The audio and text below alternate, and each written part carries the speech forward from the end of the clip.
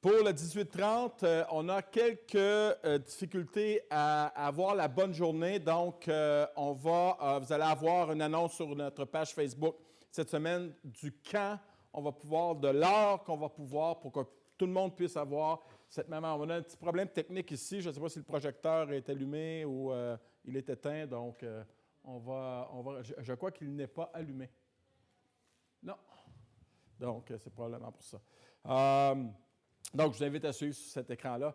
Donc, on est toujours dans cette série par rapport à la maturité, troisième message de la série, et on va visiter pendant une longue période 1 Corinthiens, 2 Corinthiens, parce que s'il y avait quelque chose qui manquait dans cette Église, c'était bien la maturité. Il manquait d'amour, mais je crois que l'amour ne peut pas être ce qu'il devrait être si nous ne sommes pas matures tout d'abord dans cet amour. Et nous allons parler ce matin, et le choix était très bien approprié au niveau des chants, nous allons parler de la grâce.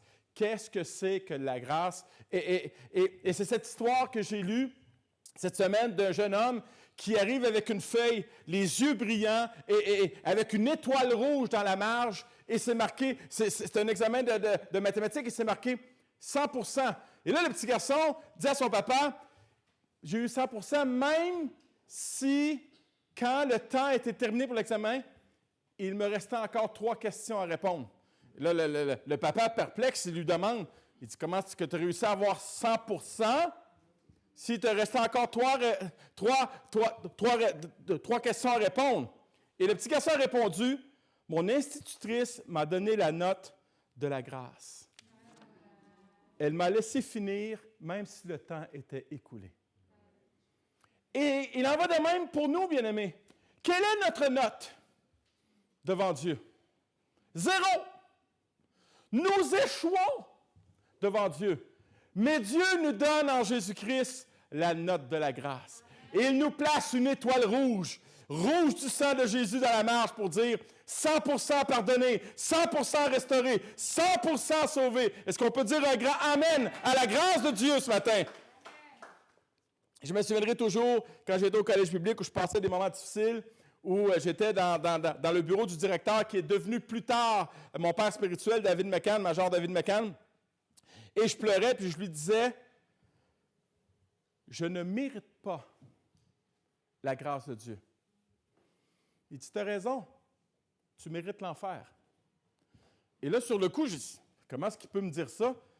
Et j'ai réalisé plus tard que si la grâce devait être méritée, je ne pourrais pas la mériter. Le seul mérite que j'ai devant Dieu, c'est l'enfer. C'est sa colère. Et je la mérite. Et c'est pour ça que la grâce n'est pas un mérite. C'est pour ça que la grâce n'est pas un salaire. C'est pour ça que la grâce n'est pas un dû, mais que la grâce est un don d'un Dieu gracieux. Une faveur, comme nous disons souvent dans nos églises, une faveur imméritée. Et nous allons lire l'expérience de cette grâce dans 1 Corinthiens chapitre 1, les versets 3 à 7.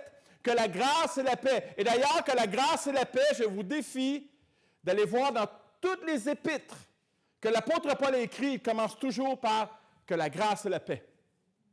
Que la grâce et la paix. Toutes les épîtres portent que la grâce et la paix vous soient données de la part de Dieu, de notre Père et du Seigneur Jésus-Christ. Je rends grâce à mon Dieu de continuelles actions de grâce à votre sujet par la grâce de Dieu qui vous a été accordée en Jésus-Christ.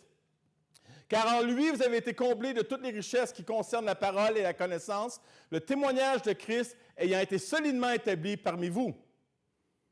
De sorte qu'il ne vous manque aucun don dans l'attente où vous êtes de la manifestation de notre Seigneur Jésus-Christ. Et le mot grâce, dans le grec qui signifie charis, est défini par la concordance Greg Strong par don, bienfait, faveur, dignité et, j'aime ce mot, générosité. Dieu est généreux dans sa grâce envers nous. Il y en a une qui a compris. Amen. Combien d'entre vous auraient pu se passer de la généreuse grâce de Dieu un seul moment depuis le début de votre existence. Elle se renouvelle. Pourquoi? Parce que j'ai dépensé les grâces d'hier. Et c'est pour ça que le Seigneur met son compte à zéro à chaque jour.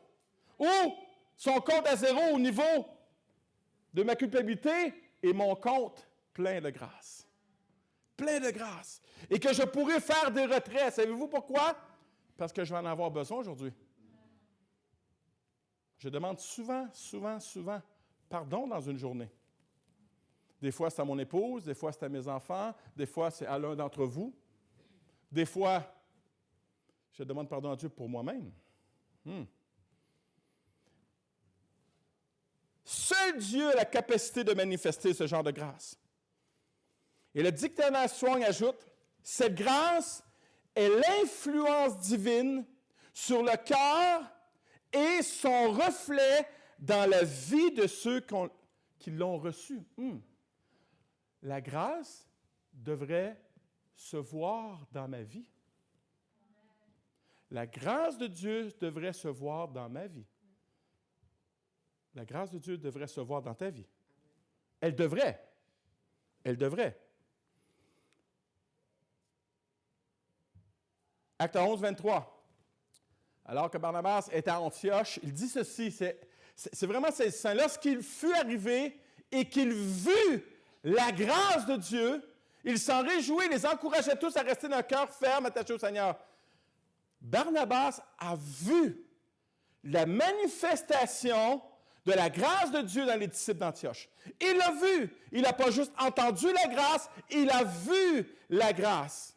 Est-ce que Barnabas pourrait vous regarder dans les yeux et vous dire, Papa Augustin, j'ai vu la grâce de Dieu dans ta vie. Est-ce que les gens peuvent dire de vous, je vois la grâce de Dieu dans ta vie? Cette grâce que l'apôtre Paul parle aux Corinthiens devrait et doit se voir. Un chrétien qui a expérimenté vraiment la grâce de Dieu, cela devrait se voir. Il en va de même pour l'Église. L'Église est le lieu.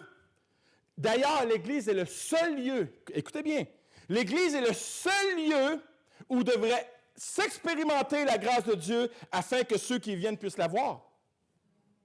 Une bonne louange comme ce matin, si la personne ne voit pas la grâce. Une bonne prédication sans que la personne puisse voir la grâce. Cette grâce devrait se voir et être active en tous ceux qui l'ont reçue. Quelques questions ce matin. Est-ce que la grâce de Dieu est active dans ma vie? Est-ce qu'elle est visible pour mes frères et pour mes sœurs et pour ceux qui ne connaissent pas Jésus? Est-ce que cette grâce est visible pour ceux qui viennent ici pour la première fois? Comment sont-ils accueillis? Avec grâce ou avec indifférence? Est-elle active pour ceux qui nous visitent pour la première fois et qui est assise à notre place habituelle? Hein? C'est moi qui est assis là d'habitude. Qui est-elle? Cette grâce devrait se voir dans nos actions, dans la main tendue, dans les pieds qui vont de l'avant, dans notre initiative. Cette grâce devrait s'entendre dans nos paroles. Prochaine diapo. Qu'il ne sorte de votre bouche aucune parole mauvaise, mais s'il y a lieu, quelques bonnes paroles qui servent à l'édification et communiquent une grâce à ceux qui l'entendent. La grâce devrait s'entendre. Cette grâce devrait être active par notre écoute, par notre sensibilité, par notre désir de comprendre, de connecter avec l'autre sans jugement ou rejet de notre part. Pensez à Jésus avec la femme adultère. Quelle grâce! Pensez à Jésus avec la femme samaritaine au puits dans Jean chapitre 4. Quelle grâce! Quelle grâce! La femme au puits, pas 1, pas 2, pas 3, 5 divorces. Et le 6e, elle vit en concubinage. Jamais nous ne voyons Jésus jugé ou méprisé. La grâce écoute, la grâce comprend, la grâce veut sauver. La grâce veut connecter. Chaque chrétien, chaque chrétienne devrait être imbibé et inondé de cette grâce. Chaque chrétien, chaque chrétienne devrait la laisser couler au travers d'eux afin d'atteindre le cœur de ceux qui en ont besoin. Et j'aimerais vous dire ce matin, bien-aimés, qu'il y en a beaucoup qui en ont besoin de cette grâce. Ceux qui ne connaissent pas Jésus ont besoin de cette grâce. Mais il y a aussi nos fils et nos filles prodigues qui ont besoin de cette grâce. Ceux qui ont quitté cette Église, ceux qui ont mis une pause sur leur relation avec Jésus, ont besoin de cette même grâce de notre part. Et ce matin, je priais dans mon temps avec Dieu, Seigneur, dans les prochaines semaines, fais que nous puissions rencontrer ces fils et ces filles prodigues et que nous puissions être comme le Père dans la parabole et faire grâce dans nos paroles, faire grâce dans nos actions, faire grâce en allant vers eux. À travers nous, Jésus veut distribuer. Nous sommes les distributeurs de la grâce de Dieu. Savez-vous quoi? Nous sommes les seuls. Personne, à part le peuple de Dieu, ne peut distribuer la grâce de Dieu. Tu veux être grand dans ce monde? Et voilà. Tu es le seul. Tu es le seul qui peut distribuer la grâce de Dieu parce que c'est en toi. L'indifférence ne devrait jamais être dans le cœur d'un chrétien ou d'une chrétienne. La maison de sondage chrétienne Barna Group aux États-Unis, c'est une maison de sondage comme Léger, mais du côté chrétien aux États-Unis, a dit ceci, et j'ai vraiment été touché par ça. 32% de ceux qui avaient abandonné l'Église avaient dit que personne ne les avait contactés après avoir quitté. 32%. Et ils ont dit que personne n'avait semblé s'inquiéter de leur départ. 32%. 1 sur 4. Les églises, c'est pas important. C'est eux qui ont voulu quitter. Il y en a qui ont cette mentalité-là. Il y a même des pasteurs qui ont cette mentalité-là. Ce n'est pas à nous de courir après. Ah non? Quelle grâce! Quelle grâce! Et pourtant, la parole nous dit ceci, dans Matthieu chapitre 18, versets 12 à 14. Que vous ensemble, si un homme a 100 brebis et que l'une d'elles s'égare, ne laisse-t-il pas les 99 autres sur les montagnes pour aller chercher celle qui s'est égarée? Et s'il la trouve, je vous le dis en vérité, elle lui cause plus de joie que les 99 qui ne se sont pas égarés. De même, ce n'est pas que la volonté de votre Père qui est dans les cieux qu'il ne se perde un seul de ses petits. Voulez-vous la vraie joie du Seigneur dans l'Église? Allons chercher les brebis qui sont égarées. Allons chercher les brebis qui ont quitté cette Église. S'ils vont ailleurs, fine. Que Dieu les bénisse. Mais s'ils sont encore dans leur maison, allez les chercher. C'est la volonté de notre Père qui est dans les cieux.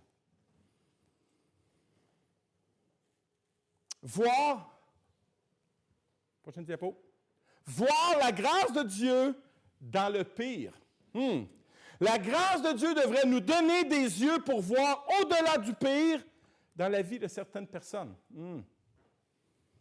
La grâce devrait toujours nous donner de voir la grâce de Dieu dans la vie des autres quand ils sont à leur pire. 1 Corinthiens 1,4 nous dit, c'est l'apôtre Paul, « Je rends grâce à mon Dieu de continuelles actions de grâce à votre sujet pour la grâce de Dieu qui vous a été accordée en Jésus-Christ. » Paul était capable de voir la grâce de Dieu dans cette Église. Ouf! Paul était capable de voir la grâce de Dieu chez ces chrétiens immatures. Il était capable. Il était capable de voir que la grâce de Dieu était encore active dans leur vie. Et c'est la raison pourquoi il rend grâce à Dieu. Être mature par rapport à la grâce nous donne la capacité de voir le meilleur dans le pire. Si Jésus est présent dans la personne, regarde le meilleur. You're right. Jesus is the best. C'est bien dit, hein? Jésus est le meilleur. Et c'est ce que l'apôtre Paul voyait dans les Corinthiens. Il voyait le pire, bien sûr, et d'ailleurs, il n'est pas dans le cheap grace, il n'est pas dans la grâce à bon marché, il va les reprendre plus tard dans la lettre. Mais l'apôtre Paul est capable de voir le meilleur. Le meilleur, c'est Jésus. La grâce de Jésus est encore active dans la vie de l'Église de Corinthe. Être mature par rapport à la grâce nous donne la capacité de voir le meilleur dans le pire. Pas de nier le pire, mais de voir le meilleur. Imaginez un instant, les chrétiens de l'Église de Corinthe n'étaient pas à leur meilleur et pourtant, Paul loue Dieu pour la grâce qui est encore en eux. Wow!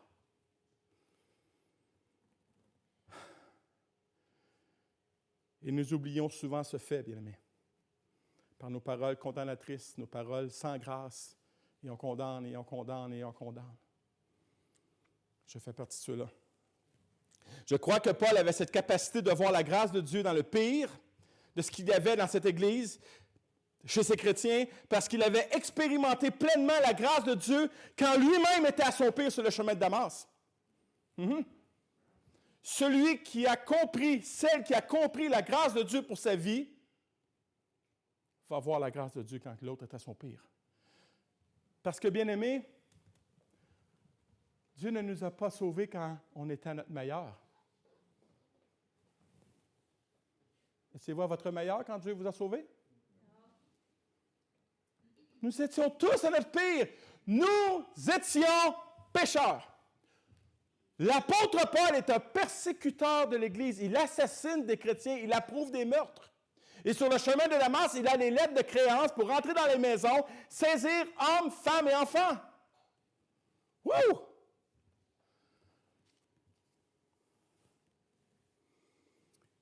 Alléluia. Bien-aimés, nous devons devenir matures par rapport à la grâce et réaliser que dans le pire de nos frères et sœurs, la grâce de Dieu y réside.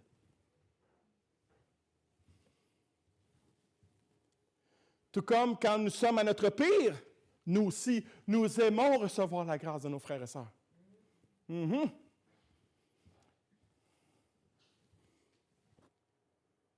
Paul voyait la grâce de Dieu dans cette Église malgré les divisions, l'orgueil, les conflits motivés par la jalousie, l'égoïsme et les partis pris. Il savait que seule la grâce de Dieu pouvait amener cette Église à une pleine maturité par rapport à la grâce. Comment voulez-vous qu'un frère ou une sœur qui est à son pire devienne mature par rapport à la grâce de Dieu quand un chrétien qui va le reprendre est immature dans la grâce de Dieu? Un immature ne peut pas rendre quelqu'un mature. Seulement quelqu'un de mature peut rendre quelqu'un d'immature mature. Nous devons devenir matures, bien-aimés. Alors que Paul, sur le chemin de Damas, subit littéralement un électrochoc de la grâce de Dieu. Alors qu'il ne voit rien, Paul se révèle à un homme nommé Ananias. Rappelez-vous, là, Saul de Tarse persécute l'Église. Dieu se révèle à Ananias et Ananias dit, non, Seigneur, il n'est pas question que j'aille voir Paul.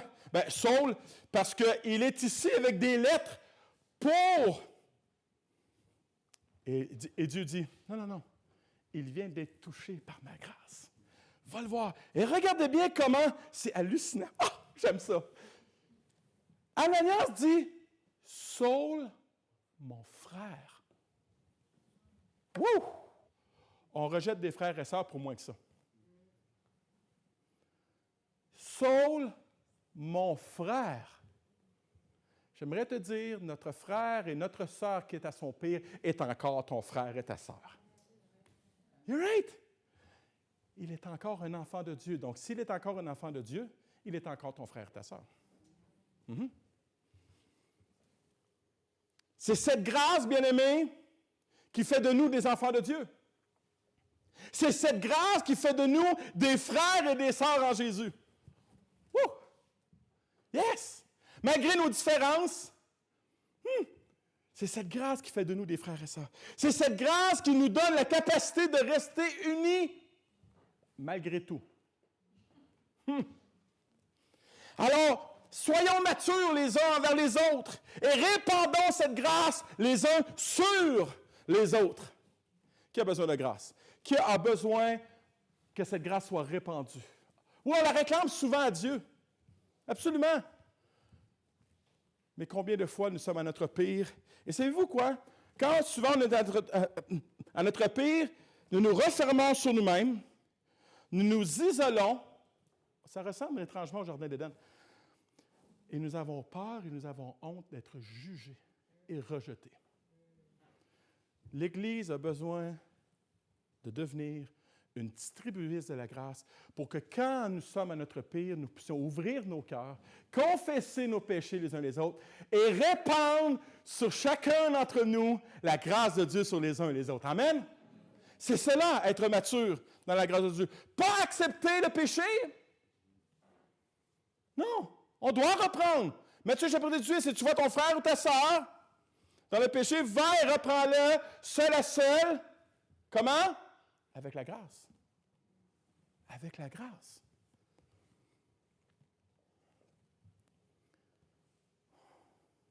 Deuxième point. Voir la grâce de Dieu dans les dons. 1 Corinthiens 1, verset 5-7. Car en lui, vous avez été comblés de toutes les richesses qui concernent la parole et la connaissance. Le témoignage de Christ ayant été solidement établi en vous, de sorte qu'il ne vous manque de rien. Donc, la grâce de Dieu les uns vers les autres, mais la grâce de Dieu par rapport aux dons les uns envers les autres. Le mot richesse ici en grec a été traduit par enrichi, qui signifie un personnage très riche. J'aimerais te dire que si tu as la grâce de Dieu dans ta vie, tu as les dons qui, dans sa grâce, Dieu t'a donnés, donc tu es quelqu'un de riche. Tu es riche. Il n'y a pas d'âge pour être riche. Alléluia. Tu es riche. Il ne manquait aucun don dans cette Église. Aucun. Elle les avait tous. Mais il leur manquait le plus important, l'amour et, prochaine diapo, et la maturité. Et la maturité. Quand nous venons à Jésus, Dieu nous fait grâce en nous accordant des dons spirituels. Nous les verrons plus en détail dans un autre message où on va parler des dons plus en profondeur. Donc, la réalité, c'est que chaque chrétien, chaque chrétienne possède un ou des dons. Et cela est une grâce, bien-aimés. Encore une fois, c'est pas... il ne faut pas l'oublier. Dieu ne m'accorde pas un don parce que je suis plus spirituel qu'un autre. Dieu ne m'accorde pas un don parce que je le mérite. Dieu m'accorde un don parce qu'il décide de me faire grâce. Le don que je possède m'a été accordé par la grâce de Dieu.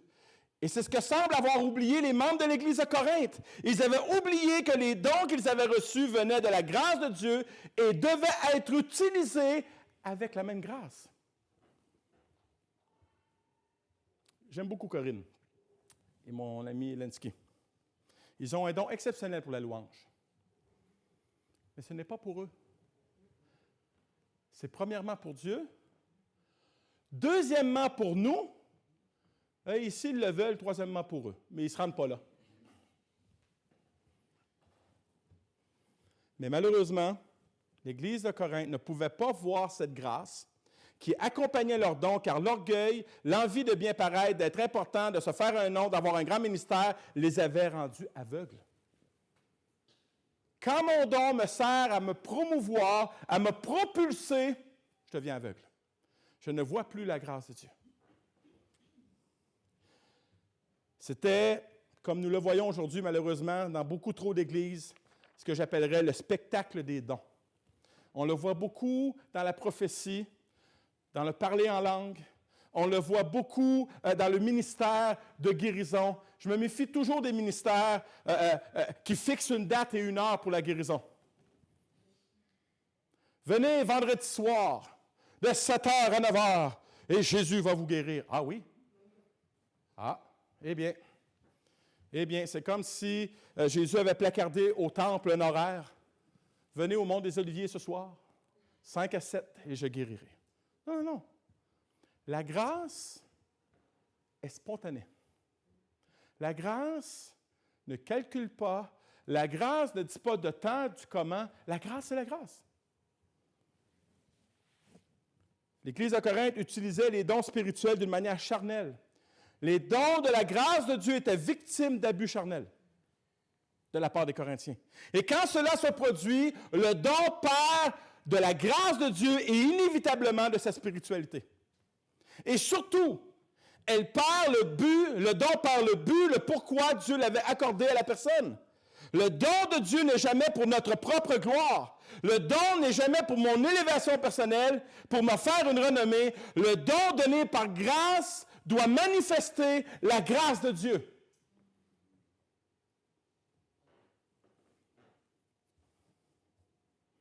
Est-ce que mon don manifeste la grâce de Dieu? Ton don, mon don, m'a été donné pour manifester Dieu. C'est ça la grâce. Pour manifester la grâce et l'amour de Dieu. Ton don et mon don, je le répète, est une grâce. Plusieurs disent, tu as le don de la prédication. Vrai, je peux vous dire que c'est une grâce.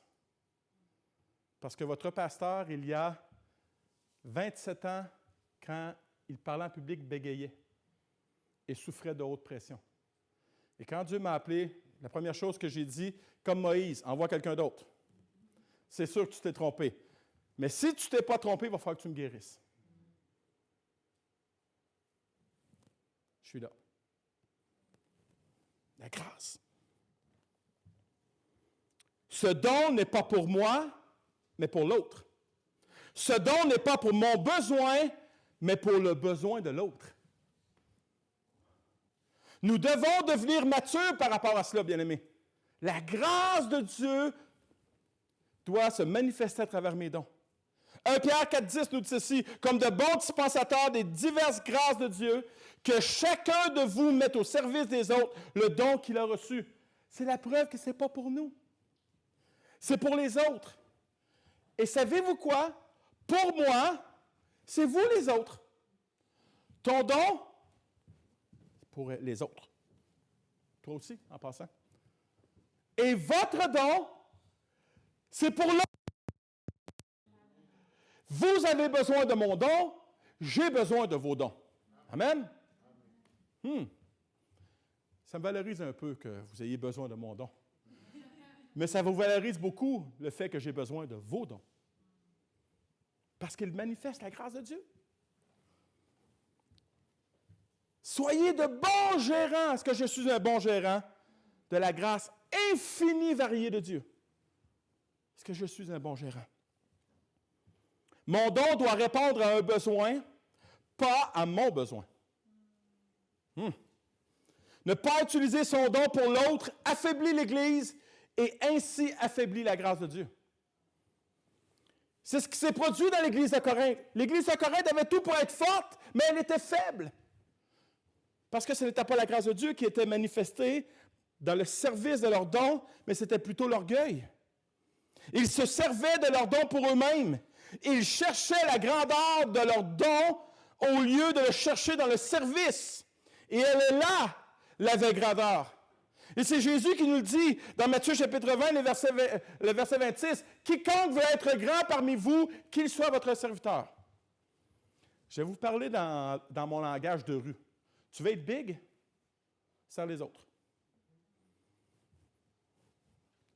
Qui dit ça, pasteur? La Bible. Et Jésus. Et quand nous allons arriver au ciel, qu'est-ce qui va nous être dit? C'est bien, bon et fidèle, serviteur. Serviteur. Pas pasteur, pas conductrice de louange, pas drummer, pas guitariste. Bon serviteur. Bon serviteur. Deux questions. Je sers ou je me sers? Je sers ou je me sers? Le don que Dieu m'a donné se doit d'être actif dans ma vie. Le don ne m'est pas donné pour activer ma destinée, comme j'entends plusieurs prédicateurs le dire, mais bien pour activer la grâce de Dieu dans la vie de l'autre. Ce don est actif. Si ce don est actif, la grâce de Dieu sera aussi active. Si j'enterre ce don dans mon égoïsme, dans ma gloire, dans ma fierté, alors j'enterre la grâce. Le don est une façon et l'unique façon de manifester la grâce de Dieu. 1 Corinthiens 12 nous dit ceci. Or, à chacun, la manifestation de l'Esprit est donnée pour l'utilité commune. Wow! Pour chacun d'entre nous. C'est toujours conféré en vue du bien commun. 1 Pierre 4,10 nous dit, comme de bons dispensateurs des diverses grâces de Dieu, que chacun de vous mette au service des autres le don qu'il a reçu. Diverses en grec signifie littéralement de multiples facettes. L'Église est comme un diamant de multiples facettes. Ça, c'est l'Église. Les facettes, c'est les dons. Et c'est ce qui. Et elle est belle, l'Église, quand les dons manifestent la grâce de Dieu. Et si tu ne sais pas quel est ton don, ou tes dons, j'aimerais te conseiller ceci ce matin. C'est dans le service, c'est en faisant quelque chose que nous découvrons nos dons. Que nous découvrons aussi les dons et quels sont. Pas nos dons. C'est en essayant des choses que nous trouvons nos habiletés et notre appel. Alors, que vas-tu faire du don que Dieu t'a donné dans sa grâce? D'ailleurs, que fait un serviteur? Il sert. Est-ce que nous nous considérons comme serviteurs de Dieu ce matin? Alors, sers. Trouve-toi une place dans l'Église. Sers Dieu. Sers Dieu avec ton don. Nous sommes les bénéficiaires, bien-aimés, de cette grâce. Nous sommes les bénéficiaires de cette grâce. Et mon troisième point, on n'ira pas voir le quatrième, voir la nécessité de partager cette grâce. Donc, la grâce que nous nous devons les uns vers les autres, la grâce que nous nous devons les uns vers les autres à travers nos dons, et de voir aussi que cette grâce nous voit, nous donne cette vision de la nécessité de partager cette grâce. Et nous sommes les seuls, nous en tant que chrétiens, toi en tant que chrétien, tu es le seul bénéficiaire de la grâce de Dieu. Un non-chrétien ne peut pas être bénéficiaire de la grâce de Dieu. Il est bénéficiaire de certaines grâces. Dieu fait lever son soleil sur les bons et les méchants. Il fait pleuvoir sur les justes et les injustes. Ça, c'est la grâce universelle. Mais toi, moi, nous avons la grâce paternelle. Wouh! Wow! Et ça, il y a juste les enfants de Dieu qui peuvent l'avoir. Je suis le bénéficiaire de la grâce de Dieu. Nous possédons une chose extraordinaire. Nous possédons quelque chose qui peut littéralement sauver une vie. Et Dieu, dans sa grâce, nous a équipés afin que nous puissions partager cette grâce. 1 Corinthiens, encore une fois, car en lui, vous avez été comblés de toutes les richesses qui concernent la parole et la connaissance, de sorte qu'il ne vous manque aucun don. Nous avons tout, bien-aimés. Nous avons tout ce qu'il nous faut pour proclamer ce beau message de la grâce de Dieu. Et il n'y a pas plus beau message que celui-là. D'ailleurs, la parole de Dieu nous dit que c'est une bonne nouvelle. Qui n'aime pas recevoir une bonne nouvelle? Qui? Il y en a qui refusent la bonne nouvelle, mais tout le monde en général aime entendre une bonne nouvelle, surtout dans les temps où nous vivons présentement.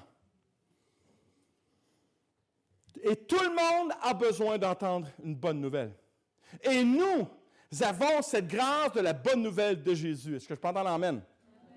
Le témoignage de la grâce n'est pas facultatif. Jésus a fait cette grâce aux apôtres ainsi qu'à nous. Acte 1:8 nous dit ceci. Mais vous recevrez une puissance, le Saint-Esprit survenant sur vous, et vous serez mes témoins. Quelle grâce incroyable! Non seulement nous avons le privilège d'être des témoins de Jésus, mais en plus nous avons eu cette grâce de recevoir la puissance du Saint-Esprit. On l'oublie souvent, hein? Dieu lui-même est en moi.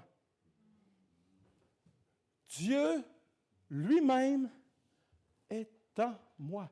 L'Esprit qui se mouvait au-dessus des eaux dans Genèse chapitre 1 fait le même mouvement dans mon cœur. Wow!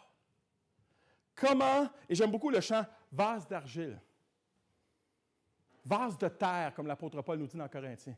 Comment se fait-il, comment se peut-il que le Dieu 3 fois saint vienne habiter Roch Marcoux? Ça fait 27 ans que j'essaie de comprendre ce mystère et je ne le comprends pas encore. Mais je l'accepte par la grâce de Dieu. Parce que c'est une grâce.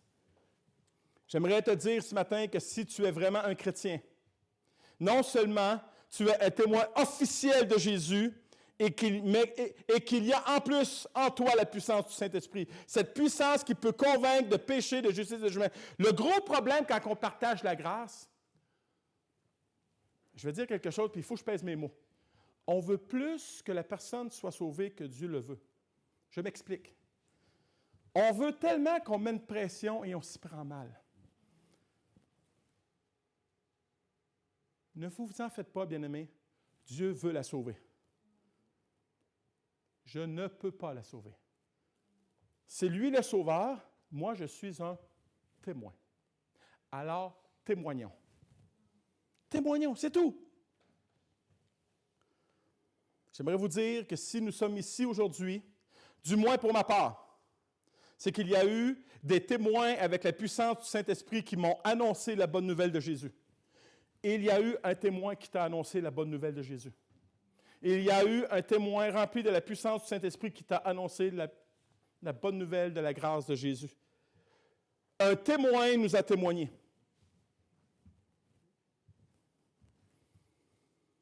Je dois affirmer ce statut de témoin et en être fier. Un témoin est fait pour quoi? Il est fait pour témoigner. Et quel est le témoin? C'est quoi un témoin? C'est une personne qui a vu ou entendu quelque chose et qui peut éventuellement le certifier, le rapporter. Un témoin qui va dans une cour de justice va rapporter ce qu'il a vu et ce qu'il a entendu. Et les disciples dans Actes vont dire, nous ne pouvons ne pas parler de ce que nous avons vu et entendu. Nous ne pouvons pas nous taire. Nous ne pouvons pas nous taire. Nous sommes des témoins, parler à témoigner de la grâce de Dieu afin que le plus grand nombre soit sauvé. Et j'ai lu une histoire cette semaine, prochaine diapo, j'ai lu une histoire cette semaine d'un homme qui était en vacances et il se promène sur la plage et au loin, il voit une personne se pencher continuellement et lancer quelque chose à la mer. Et là, plus il s'approche et qu'il réalise, c'est un homme de certain âge qui prend les étoiles de mer et que une par une. Et là, il lui dit, pourquoi tu fais ça? Il dit, parce qu'il y a eu une marée basse plus que la normale et beaucoup d'étoiles se sont échouées sur la plage. Mais il dit, tu ne pourras pas tous les sauver, c'est impossible, il y en a des milliers. Et il prend l'étoile dans ses mains et il dit, peut-être pas, mais pour elle, je vais faire une différence. Il la lance à la mer. Bien-aimé, on ne pourra pas sauver tout le monde. On a demandé à John Wesley, un jour grand prédicateur du 18e siècle, comment vas-tu sauver le monde? Il a répondu, une âme à la fois. Témoignons une âme à la fois. Une âme à la fois. Soyons simplement des témoins. Et laissons agir le Saint-Esprit. Quelquefois, le Saint-Esprit ne peut pas convaincre les personnes parce que nous essayons de les convaincre nous-mêmes. Et ce n'est pas notre travail. Ce n'est pas notre travail de convaincre. Notre travail, c'est de témoigner de la grâce de Jésus.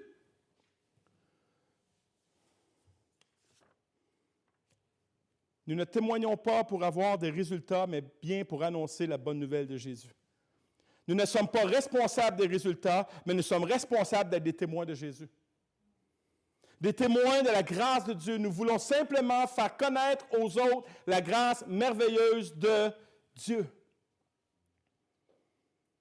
Jésus ne nous appelle pas à être des experts de l'évangélisation. Il veut juste qu'on soit des témoins. Dans les 120 dans la chambre haute, il n'y avait aucun expert en évangélisation là-dedans. D'ailleurs, ils sont reconnus dans Acte 4 comme des hommes qui étaient sans instruction. Dieu ne veut pas de ton instruction. Dieu veut ton témoignage de la grâce de Jésus. Timothée Keller a dit ceci. C'est seulement la grâce de Dieu qui ouvre les cœurs et non notre éloquence, notre insistance ou même leur ouverture. C'est la grâce de Dieu. Si nous témoignons de la grâce, cette même grâce agira. Car sa parole, il ne la voit pas sans qu'elle accomplisse sa volonté. J'aimerais terminer avec cette lettre que nous avons envoyée au gouvernement et j'ai essayé d'avoir la vidéo de Carlos Letao. Parce que Carlos Letao est l'ancien ministre des Finances sur le gouvernement libéral.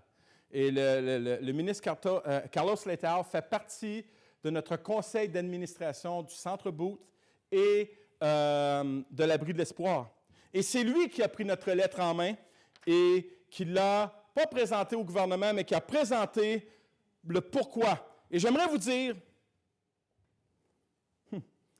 que nous sommes appelés à témoigner de la grâce de Jésus, mais aussi à se tenir debout contre les injustices. J'aimerais vous dire, un témoin de Jésus n'est pas un paillasson, n'est pas un punch and bag. Quand il y a des injustices, il faut les dénoncer. Il faut les dénoncer avec la grâce de Dieu, mais il faut les annoncer. Et regardez bien la lettre que mon épouse a envoyée à nos gouvernements. L'Armée du salut de la Division du Québec souhaite exprimer sa préoccupation concernant la récente annonce du gouvernement provincial de restreindre à un maximum de 50 personnes la participation des services religieux dans les lieux de culte. Nous voulons comprendre les raisons justifiant l'application de cette restriction aux églises alors qu'une norme différente est appliquée aux autres lieux de rassemblement tels les cinémas, les salles de spectacle, les bars et qui peuvent, eux, accueillir 250 personnes. Nous observons les directives de la santé publique dans nos églises tout en s'assurant de la sécurité de nos visiteurs. Nous croyons que les lieux de culte sont importants et nécessaires puisqu'ils constituent un endroit où la population peut se recueillir et trouver du réconfort dans ces temps difficiles. Hey, c'est nous! C'est nous! Et elle continue, mon épouse. Elle est inspirée. Par la présente, nous désirons souligner notre souci auprès des gouvernements de réduire le nombre de participants lors des services religieux à 50 personnes et nous souhaitons obtenir des précisions sur les raisons pour lesquelles les églises sont classées de cette manière, Major Mélisa Tardy, commandante régionale. Et je sais qu'il y avait 2 pasteurs d'église qui allaient rencontrer pas le ministre, mais le responsable de la santé publique, M. Arruda, vendredi. Et qui sont en train de se pencher sur la question des églises. Je bénis Dieu qu'on se soit tenu debout. Non pas en sortant dehors avec nos pancartes, pas en criant l'injustice, mais en priant premièrement pour nos autorités, parce que c'est cela que Dieu nous demande. Et de s'être tenu debout, d'avoir dénoncé cette injustice. Et j'aimerais, ce matin, qu'on puisse reprendre le chant, le deuxième chant qu'on a fait. Et je ne sais pas ce qui se passe dans ma vie présentement au niveau de la louange, mais je n'ai jamais porté autant d'attention aux paroles des chants. Et j'ai chanté ce chant-là depuis 2 ans. Là. Depuis que je suis ici, là, on fait ce chant-là régulièrement. Et j'ai réalisé les paroles ce matin. Fais de moi ce que tu voudras. Oh! Et il y avait toute une question de service là-dedans. Wow! J'espère que nous réalisons ce que nous chantons. Savez-vous pourquoi? Si nous ne réalisons pas ce que nous chantons, Dieu le réalise. Dieu prend au sérieux ce qui sort de notre bouche. Dieu prend au sérieux les chants que nous lui chantons. Et est-ce qu'on peut, ce matin, simplement en terminant, est-ce qu'on peut se lever et chanter ce chant? Chanter ce chant, non pas comme une louange en terminant cette réunion, mais chanter ce chant comme une prière. Seigneur Dieu, merci pour ta parole. Merci. Je veux te louer pour l'Église à Corinthe, que j'ai méprisée en pensant que j'étais un meilleur chrétien qu'eux. Et plus j'étudie cette Église, plus je réalise que je suis pareil. Je suis un Corinthien des temps modernes. Sujet à la faiblesse, sujet à l'orgueil, sujet au parti pris. Et papa, merci de me reprendre. Merci qu'à travers cette étude de 1 Corinthiens, tu me fais réaliser mon immaturité dans plusieurs domaines. Merci de m'avoir repris dernièrement pour mon immaturité dans certains domaines. Et je te rends grâce pour ça. C'est une grâce d'être repris par un Dieu de grâce. Papa, que ce chant retentisse dans nos cœurs ce matin. comme un appel de ta grâce, afin que nous puissions être des distributeurs et des agents de ta sainte et merveilleuse grâce. Dans le nom de Jésus. Amen.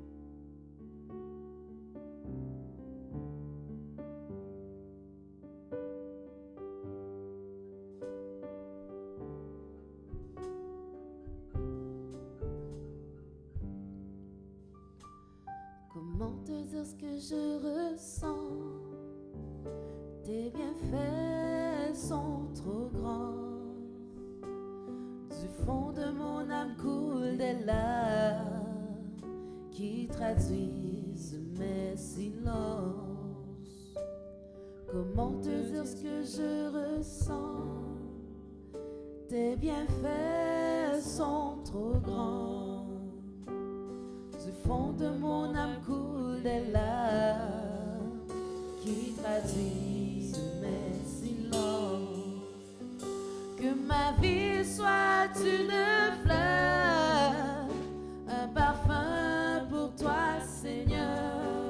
Que ma vie soit une fleur, un parfum de bonne odeur. Devant toi je me répands, fais de moi ce que tu voudras. Devant toi je me répands, fais de moi ce que tu voudras. Comme l'argile devant le potier, donne-moi la forme qui te plaît. Fais toutes choses en ton temps, je serai toujours confiant.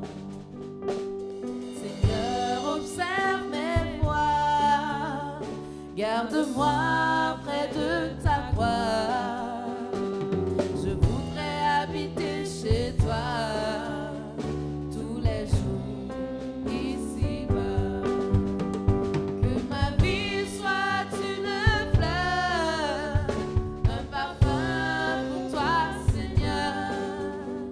Que ma vie soit une fleur, un parfum de bonne odeur.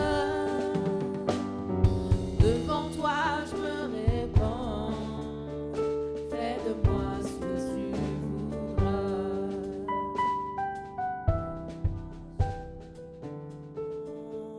Fais de moi ce que tu voudras.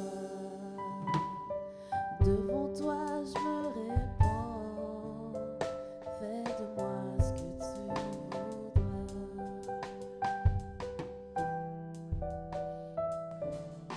Alléluia, Jésus. Oh, Jésus. Fais de nous ce que tu voudras. Et je sais que tout cela se fera dans ta grâce. Papa, il est temps pour nous de devenir matures.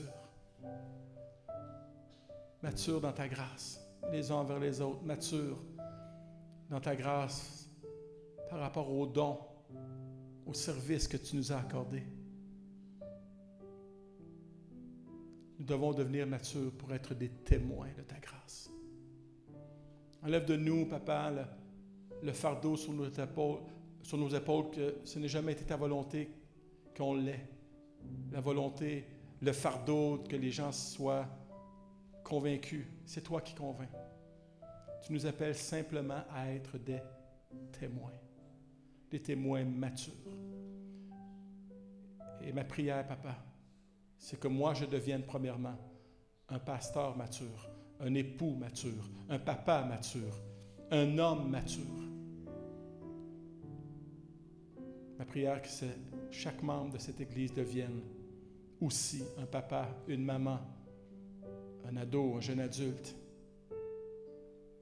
mature. Que cette Église devienne mature. Une Église mature attire, influence, impact.